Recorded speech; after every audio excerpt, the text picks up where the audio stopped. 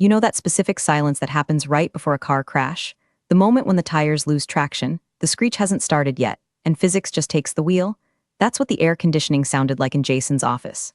It was a Friday afternoon, the kind of gray, lifeless New York Friday that makes you question every life choice that didn't involve moving to a goat farm in Vermont. I was sitting across from Jason, the 30-something CEO who wore sneakers that cost more than my first car and possessed a smile that didn't quite reach his dead, shark-like eyes.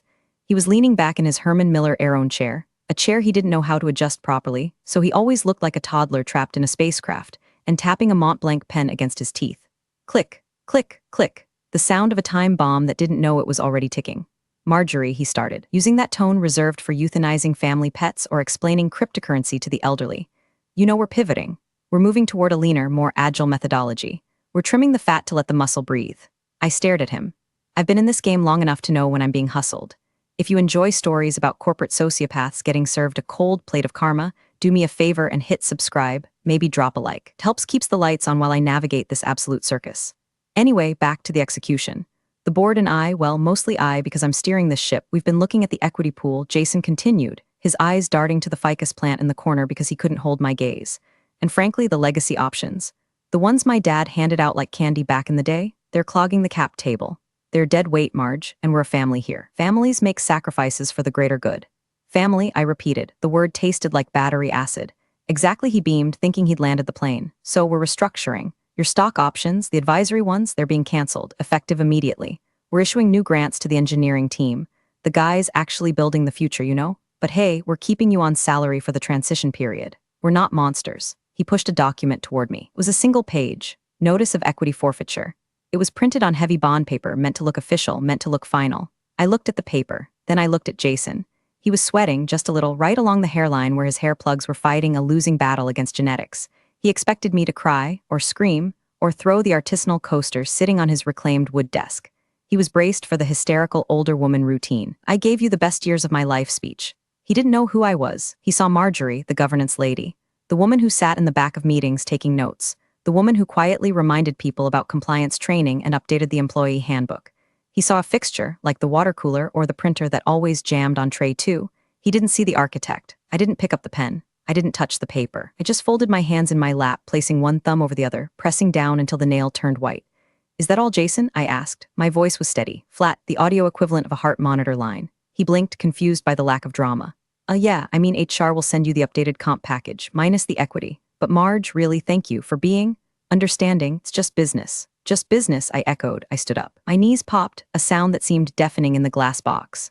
I smoothed the skirt of my charcoal suit, a suit I bought 10 years ago when his father, Richard, begged me to come save his chaotic little startup from an SEC audit. I looked around the office. I looked at the whiteboard covered in buzzwords like synergy, disruption, and hypergrowth. I looked at the photo of Jason on a yacht, holding a magnum of champagne, looking like the poster child for unearned confidence. I'll get back to work then, I said. I walked out. I didn't slam the door. I closed it softly with a click that sounded like a lock engaging. As I walked back to my desk, a small cubicle tucked away near the server room, far from the open-plan collaboration zones where the 20-somethings threw frisbees and drank kombucha, I felt a strange sensation. It wasn't sadness. It wasn't fear. It was the cold, metallic taste of absolute clarity. Jason thought he had just cut off a withered limb. He thought he had cleared the capitalization table for his big, shiny acquisition. He thought he was the smartest man in the room because he spoke the loudest and used the most acronyms. He had no idea that he had just tried to evict the landlord. I sat down at my desk. I unlocked my computer. I opened a folder labeled Archive Do Not Delete, nested inside 3 other folders labeled TAX Receipts 2018. I wasn't going to scream. I wasn't going to sue, not yet. I was going to wait, because Jason had forgotten the first rule of corporate governance. Read the bylaws, read the amendments. Read the fine print his father signed when the company was 3 days away from bankruptcy and couldn't make payroll.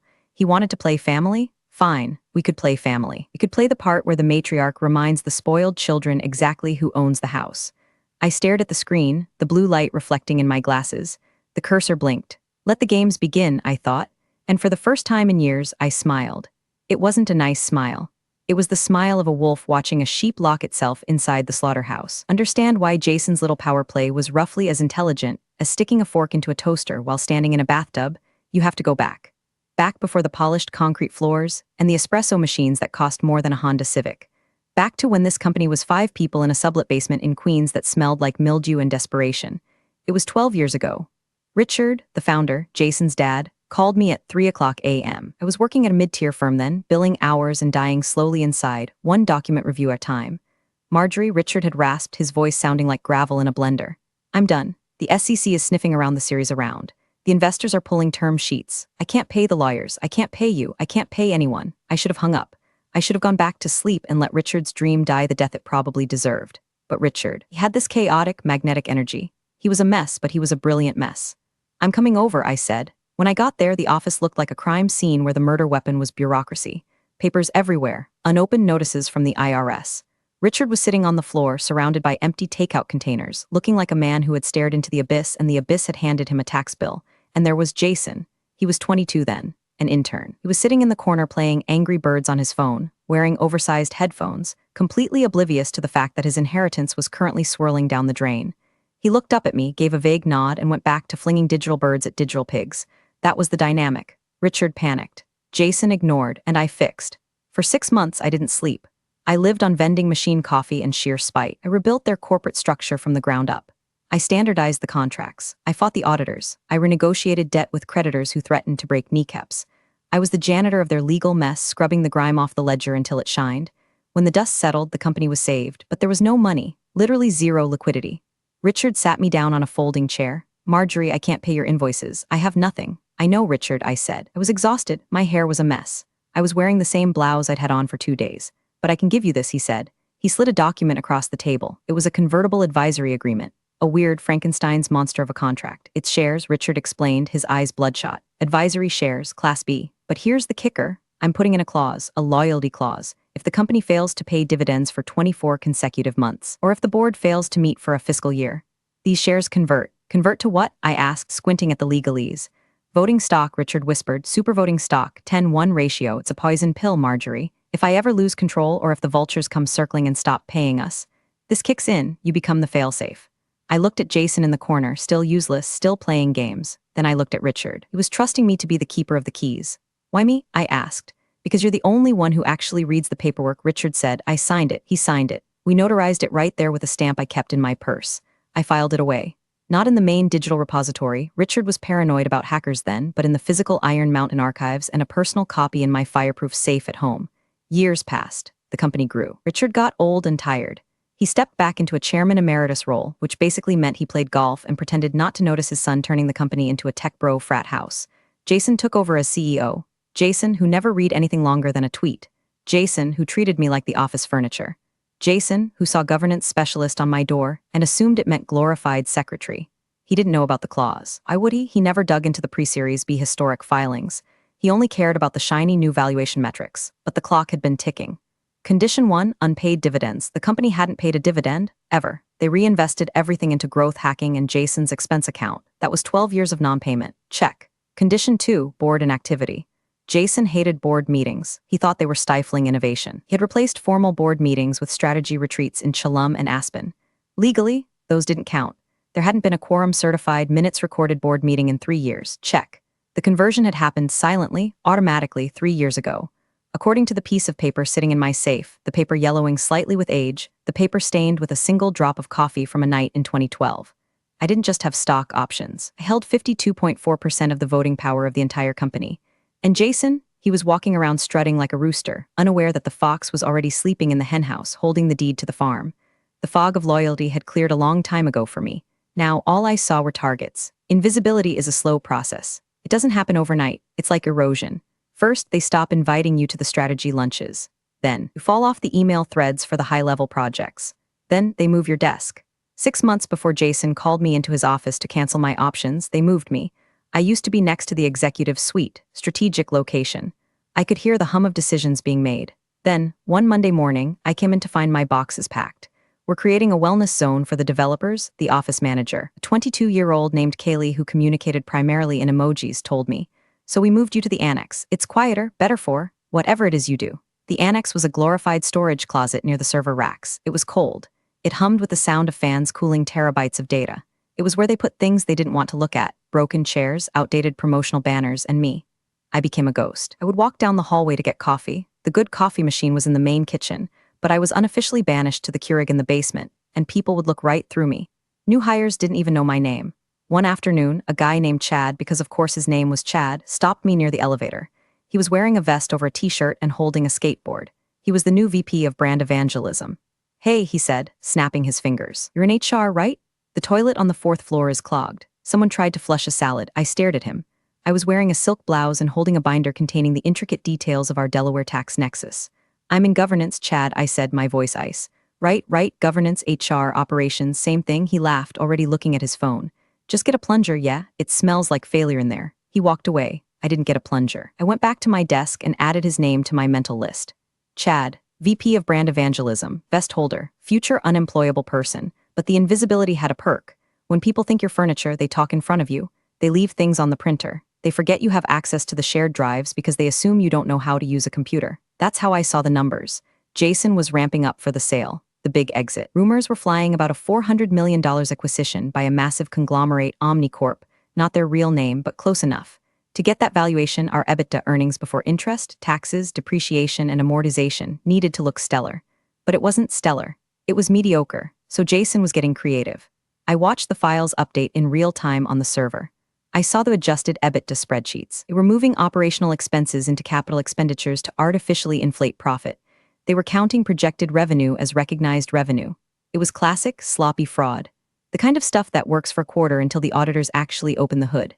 I sat in my cold corner by the servers, wrapped in a pashmina scarf, watching the digital trail of lies grow. "You're getting sloppy, Jason," I whispered to the screen. He was cutting corners on compliance.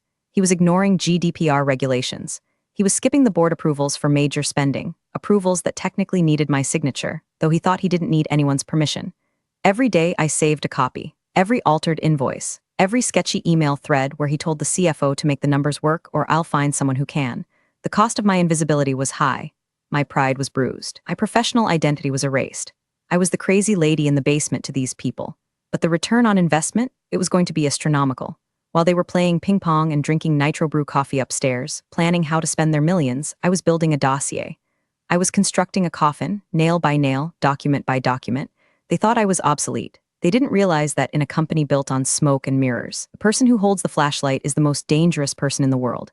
I checked the time. 5:30 p.m. The office was getting loud, beer o'clock on Fridays.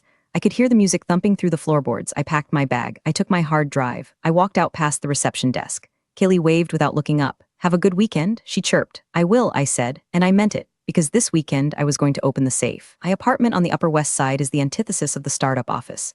It is quiet. It smells like beeswax and old paper. There are no beanbag chairs. There is no neon signage encouraging me to hustle harder. There is just order.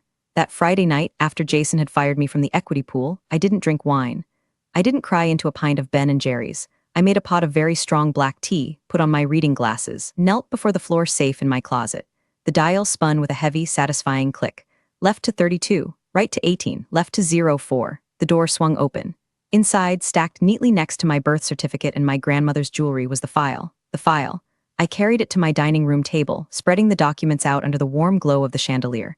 It was like visiting old friends. Friends who were armed and dangerous. I bypassed the standard incorporation papers and went straight for the amended and restated shareholders agreement, dated 12 years ago. The paper was slightly yellowed. Richard's signature was a frantic scrawl in blue ink. My signature was small, precise, in black. I turned to page 14. Clause 7.2. I ran my finger over the text, reciting it like a prayer I had memorized a decade ago. In the event that the company fails to declare and pay dividends on any class of stock, for a period of 24 consecutive months. Or, Roman 2, the board of directors fails to convene a quorum-certified meeting for a period of 12 consecutive months. The advisory Class B shares held by the advisor Marjorie X shall automatically, and without further action by the board, convert into Class A supervoting shares at a ratio of 10:1. I grabbed a calculator. I didn't need it, but I wanted the satisfaction of the buttons clicking. Total outstanding shares, 10 million. Jason held 4 million, 40%. Investors held 4 million, 40%. Employee pool, the one Jason was trying to gut, 1 million, 10%. My original grant, 1 million, 10%. But the math changed when Clause 7.2 kicked in. My 1 million shares didn't just stay as 1 million. They carried the voting weight of 10 million. The total voting pool wasn't 10 million anymore. It was roughly 20 million votes, and I held 10 million of them. 10 million out of 19 million effective votes, 52.6%. I sat back in my chair, the tea cooling in the mug. Jason thought he had canceled my options. You can't cancel stock that has already vested, converted, and legally metamorphosed into a controlling interest. He could stop issuing future grants. He could fire me as an employee, but he couldn't fire me as the majority shareholder, not without a shareholder vote. And he couldn't win a shareholder vote because I was the vote. I looked at the date on the conversion clause. The trigger date was 3 years ago.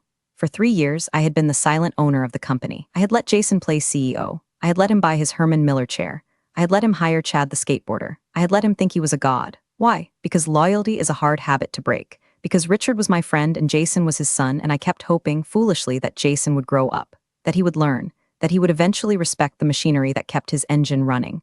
But today he tried to erase me. He tried to steal the equity I had earned by bleeding for this company when he was still in diapers. He broke the social contract, so I was going to enforce the legal one. I pulled out a fresh legal pad. I picked up my pen.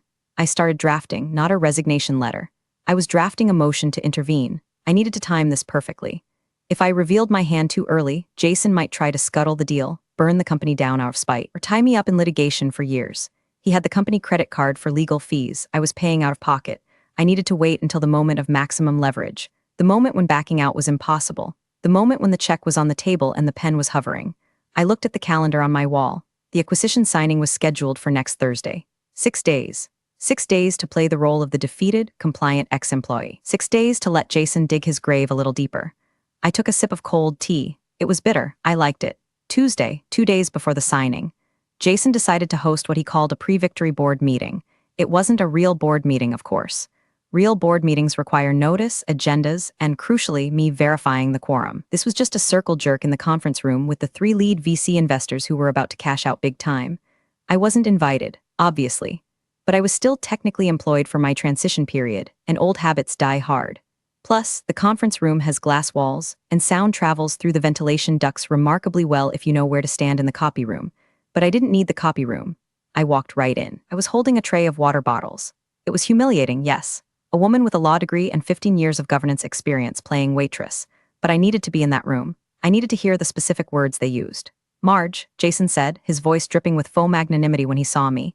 He was wearing a suit today, no sneakers. He looked almost professional if you ignored the nervous energy radiating off him like heat waves. "Just set those down, thanks." He turned back to the investors. 3 men in Patagonia vests and all-birds shoes, the uniform of capital. So Jason said, gesturing to the pitch deck on the screen. "The cap table is clean. We've scrubbed the legacy issues. The option pool is optimized for the acquisition. OmniCorp is ready to wire the funds Thursday morning. And the founder's stock," one of the VCs asked, a guy named Brad. "Richard's stake, Dad's on board." Jason waved a hand dismissively. "He's in Florida. He just wants the check. He's not involved in ops anymore. I have his proxy." Like I thought as I set a water bottle down. Richard never gives proxies. He trusts no one in the redundancy, Brad asked, glancing briefly at me. He meant me. I was the redundancy. "Handled," Jason said, his voice dropping a decibel. "We offered a generous severance. The equity was retired. It's a non-issue. Retired. Like an old racehorse they shot behind the barn." I arranged the bottles perfectly straight. I checked the coasters. I was invisible. "Excellent," Brad said, leaning back, "because OmniCorp's legal team is brutal. If they find a single hair in the soup, they'll retrade the deal. They'll drop the valuation by 20% just for fun." "There are no hairs," Jason insisted, slamming his hand on the mahogany table. "We run a tight ship. We are transparent. We are ready." He picked up a bottle of sparkling water, the one I had just placed there. He raised it. "To the finish line," Jason said. "To the liquidity event," the VCs chorused. They clinked plastic bottles. I stood by the door, holding the empty tray. My face was a mask of polite servitude. Inside, my brain was screaming. They were toasting to a crime. They were celebrating a heist where the getaway car had no engine. Jason looked at me. For a second, just a second, I saw a flicker of guilt, or maybe it was fear. Maybe he realized deep down in his lizard brain that it was too easy, that I had gone too quietly. "You can go, Marjorie," he said. "Enjoy the meeting, gentlemen," I said. I walked out. As I headed back to the annex, I felt a vibration in my pocket. It was a text from Richard. "Richard, Jason says you're leaving? What's going on?" I stopped in the hallway. I looked at the text. I could tell him now. I could blow it up right now, but Richard was old. If I told him over the text, he might have a heart attack, or worse, he might call Jason and scream at him, tipping our hand. I typed back just a restructuring. "Don't worry, Richard, I'm handling the paperwork. We'll see you Thursday." He replied, "I'll be there for the signing. Hate these things. Need you to look over the final docs for me." I smiled. "I'm already looking, Richard. I'm already looking." Pre-victory party was winding down upstairs. I could hear laughter. Let them laugh. Laughter makes you careless. Laughter makes you forget to check the basement. Wednesday, the day before the end of the world. The digital data room for a $400 million acquisition is a sacred space. It's a secure, encrypted server where the company bears its soul to the buyer. Every contract, every lawsuit, Every employee agreement is uploaded for the buyer's lawyers to tear apart. I still had my admin credentials. Jason had instructed IT to revoke my access by Friday. He was sloppy. He should have done it Monday. I logged in from the annex. I watched the file uploads coming in from Jason's computer.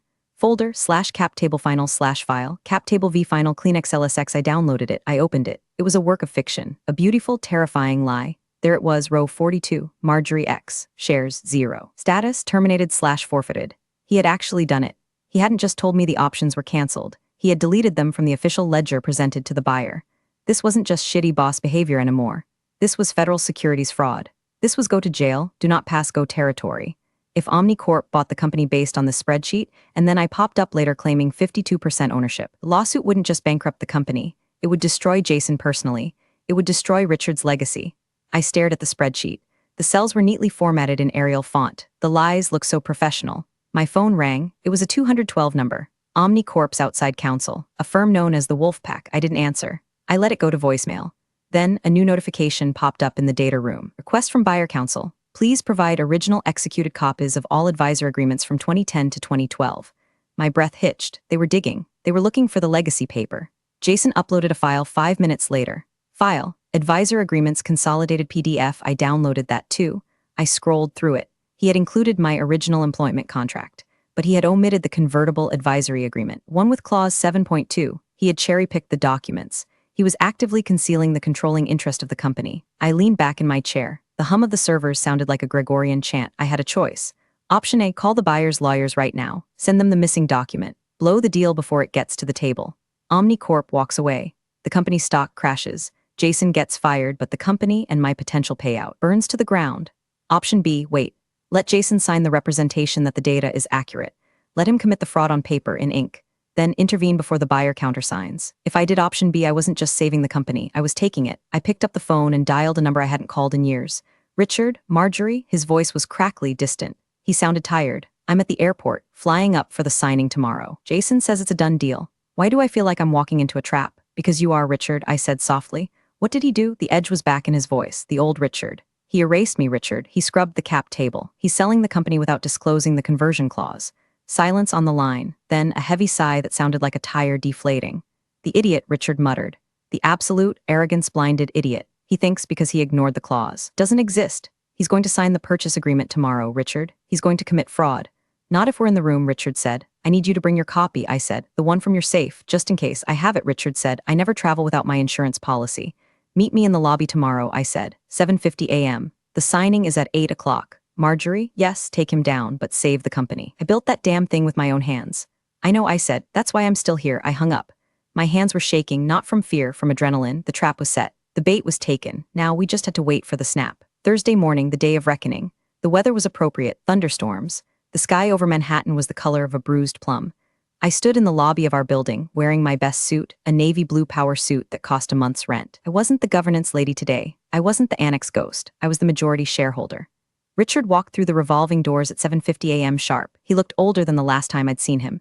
He walked with a cane and his suit hung a little loose on his frame, but his eyes were still sharp. They were the eyes of a man who had stared down bankruptcy and won. Marjorie, he nodded. No hug. We weren't huggers. We were war buddies. Richard. I nodded back. You have the folio? He patted a battered leather briefcase. Right here. We took the elevator up. The silence was heavy. Does he know I'm coming with you? Richard asked. He thinks you're just here to smile for the photo op, I said. He thinks I'm packing my things. He never did understand the difference between price and value, Richard grunted. The elevator dinged at the penthouse floor. The glass doors slid open. The office had been transformed. Fresh flowers everywhere. Catering spread that could feed a small army. Champagne on ice. Jason was standing in the center of the room, adjusting his tie in the reflection of a window. When he saw Richard, he plastered on a smile. Dad, you made it. He rushed over, ignoring the cane, ignoring the stiffness in Richard's gait. Big day, biggest day. Then he saw me standing behind Richard. His smile faltered. Marjorie, I thought you were clearing out the annex today. I am, I said calmly. Just wanted to say goodbye to your father. Jason checked his Rolex. Okay, well, make it quick. The Omnicorp team is arriving in 10 minutes. We need the room clear of non-essentials, non-essentials. Richard gripped his cane tighter. I saw his knuckles turn white. He looked at his son, this boy he had raised, this boy he had handed a company to, and he saw the emptiness. Jason, Richard said, his voice low. Did you review the cap table with Marjorie? Dad, stop. Jason rolled his eyes. It's handled. The lawyers signed off. Stop micromanaging. This is my deal. I built this value. You polished the value, Richard corrected. You didn't build the foundation. Whatever, Jason waved a hand. Just sit in the conference room. Don't say anything weird to the buyers, okay? Let me do the talking. He turned his back on us. He turned his back on his father. He walked toward the conference room where the lawyers were setting up. Richard looked at me, a look of profound sadness. He's not ready, Richard whispered. No, I said, he's not. Do what you have to do, Richard said. Are you sure? I asked. He's your son, he is, Richard said, but the company is my life's work, and he's about to perjure himself and destroy it. We walked toward the conference room. The OmniCorp team was walking in from the other entrance. 6 lawyers in charcoal suits, 2 partners. Serious men and women carrying thick binders. They looked like sharks entering a feeding frenzy. Jason greeted them with a high-five energy that was painfully out of place. Welcome, welcome. Let's make history, Jason chirped. I stood by the door. I waited. The players were seated. The stage was set. It was time to flip the table. The conference room table was a slab of marble that probably cost more than my college education. On one side, Jason, flanked by our nervous-looking general counsel, a guy named Tim who was 26 and clearly out of his depth, and Richard. On the other side, the wolf pack from OmniCorp. I stood in the back corner, near the ficus tree. Jason shot me a glare that clearly said get out, but he couldn't make a scene in front of the buyers. He ignored me, hoping I would dissolve. The lead counsel for OmniCorp, a woman with steel gray hair and glasses that looked like they could cut glass, opened the main binder. Her name was Miss Sterling. All right, Miss Sterling said. Her voice was crisp. We've reviewed the final disclosures. We have the wire instructions queued. $400 million cash and stock deal. Jason was practically vibrating. He was already spending the money in his head. However, Miss Sterling paused. She pulled a single sheet of paper from her stack. We have one final housekeeping item regarding the capitalization table. Jason froze. Yes, it's clean. We sent the clean version. We ran a standard search against the Delaware corporate filings this morning, Miss Sterling said. Just a sanity check, and we found a discrepancy. She slid the paper across the marble table. There's a UCC filing and a historic shareholder agreement referenced in the 2012 audits that doesn't appear to be resolved in your current ledger.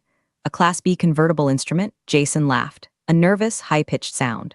Oh, that's ancient history. That was just some advisory thing for an old employee. It was canceled. Right, Tim? He kicked Tim under the table. Tim jumped. Yes, retired, forfeited. Miss Sterling looked over her glasses. Do you have the forfeiture agreement signed by the holder? We gave notice, Jason said. It's an at-will employment state. We canceled the options.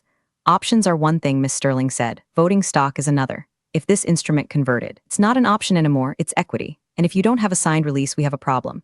The room went deadly silent, the air conditioning hummed. Who is the holder? Miss Sterling asked. She looked at the document. Marjorie? Jason's face went pale. He opened his mouth, but no sound came out. I took a step forward. My heels clicked on the hardwood floor. Click, click, click. Every head turned. That would be me, I said. Jason swiveled around in his chair. His eyes were wide, panicked. Marjorie? What are you doing? Get out. I ignored him. I walked straight to the table. I didn't look at Jason. I looked at Miss Sterling. I am Marjorie, I said, and I haven't signed a forfeiture agreement. In fact, I haven't signed anything. I placed my folio on the table. I opened it. This, I said, pointing to the document, is the original convertible advisory agreement. And here are the bank records showing 0 dividend payments for 12 years. And here are the affidavits swearing that no board meeting occurred between 2019 and 2022. I looked at Jason. Clause 7.2 triggered on January 1st, 2022, I said. My advisory shares converted to Class B supervoting stock. I turned back to Miss Sterling. I don't hold options, Miss Sterling. I hold 52.4% of the voting interest in this company. The silence in the room was absolute. You could hear a pin drop. You could hear Jason's career dying. That's bullshit, Jason shouted, standing up. She's a secretary. She's the governance lady. She doesn't own anything. Sit down, Jason, Richard said. His voice was quiet, but it commanded the room. Jason looked at his father. Dad, tell them. She's telling the truth, Richard said. She owns it, Jason. Always has. Miss Sterling looked from me to Jason to Richard. Then she closed her binder. Well, she said, it appears the person sitting in the CEO's chair doesn't actually have the authority to sell this company. She looked at me, a look of professional respect. Marjorie, she said, are you the controlling shareholder? I am, I said. Then why are we talking to him? She asked, gesturing vaguely at Jason. I have no idea, I said. I pulled out the chair at the head of the table, the chair Jason usually sat in. Jason, I said, you're in my seat. Jason looked like he had been slapped. He looked around the room for allies. The VCs were staring at their phones, frantically texting their own lawyers. Tim, the general counsel, was trying to become one with his chair.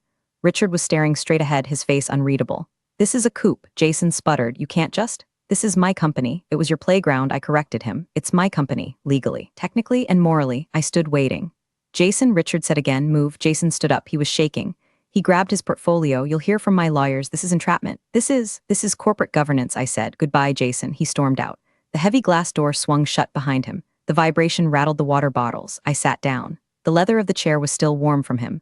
I smoothed my skirt. I looked at the OmniCorp team. They were watching me like I was a bomb that had just diffused itself. Miss Sterling, I said, I apologize for the theatrics. The former management was confused about the equity structure.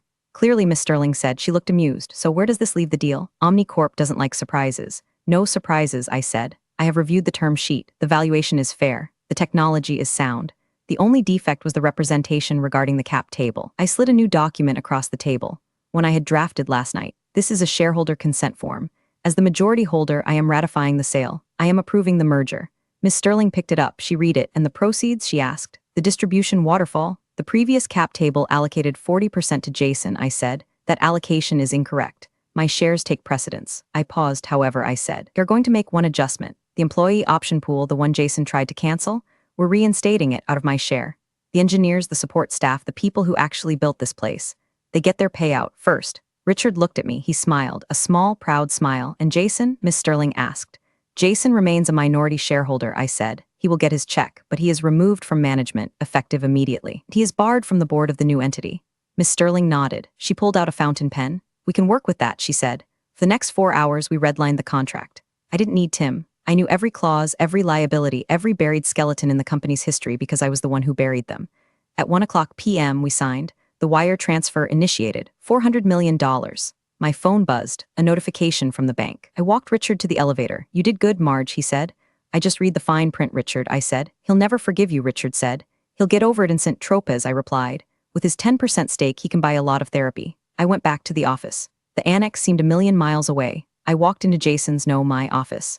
I looked at the view of the Manhattan skyline. The rain had stopped. The sun was breaking through the gray clouds. I saw the notice of equity forfeiture still sitting on the desk where Jason had left it on Friday. I picked it up. I walked over to the shredder. It was gone. I sat down in the Herman Miller chair. I adjusted the lumbar support. It finally fit. I opened my email. I sent one message to the entire company. Subject, update regarding leadership and acquisition to all staff from Marjorie X interim CEO team. The acquisition is complete. Your jobs are safe. Your stock options are vested. We are a family here. And this time, Mom is in charge. Get back to work. I closed my laptop. I took a sip of Jason's lukewarm sparkling water. It tasted like victory. Real power doesn't announce itself. It simply asserts. Marjorie's quiet takeover of that acquisition was a masterclass in strategy. Never mistake someone's silence for weakness. True competence often holds the ultimate leverage. Appreciate you all for sticking through this one. See you in the next story.